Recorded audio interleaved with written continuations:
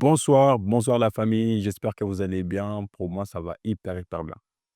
Ce soir, je vais faire une petite vidéo récap sur une trade qui a été vraiment extraordinaire, mais malheureusement, le prix nous a feinté. Elle nous a feinté de façon le plus extraordinaire aussi. Voilà.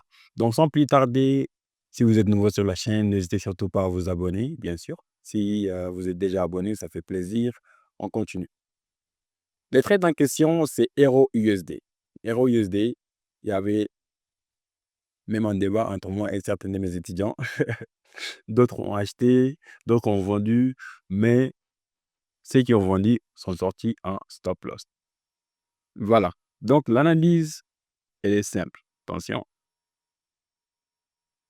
Le prix avait déjà proposé quelque chose de clair et propre depuis le début. Le prix était sur une tendance baissière. Elle nous l'a confirmé depuis le début. Par où? Déjà, pour commencer, il faut savoir que le prix est venu sur une value zone où elle a pris de la liquidité. Après avoir récolté toutes ces liquidités-là, qu'est-ce que le prix nous propose? Elle nous propose une très belle continuation pattern. Voilà.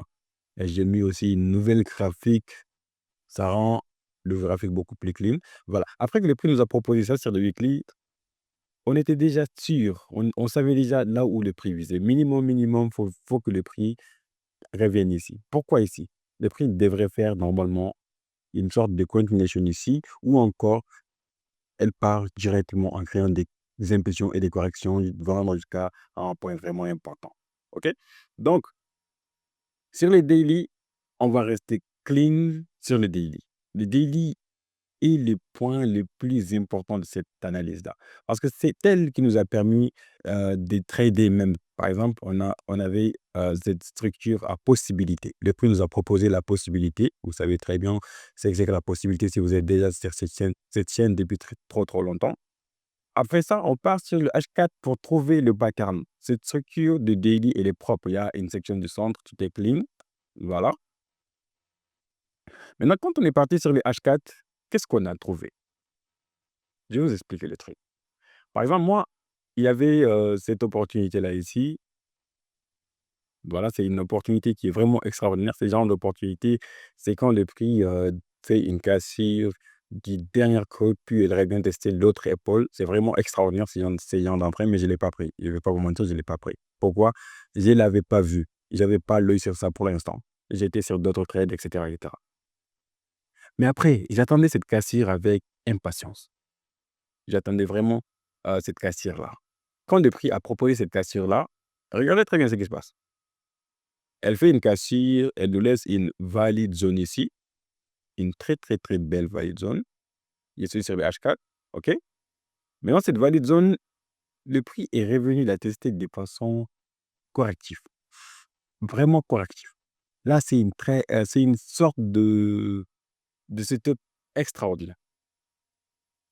Quand on est parti sur les H1, malheureusement, il n'y avait pas quelque chose de concret.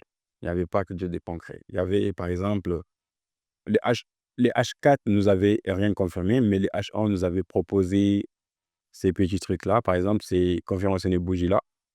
Voilà, donc, on prend une vente ici. On se place vendeur. Stop loss, il part ici. Mais qu'est-ce qui se passe?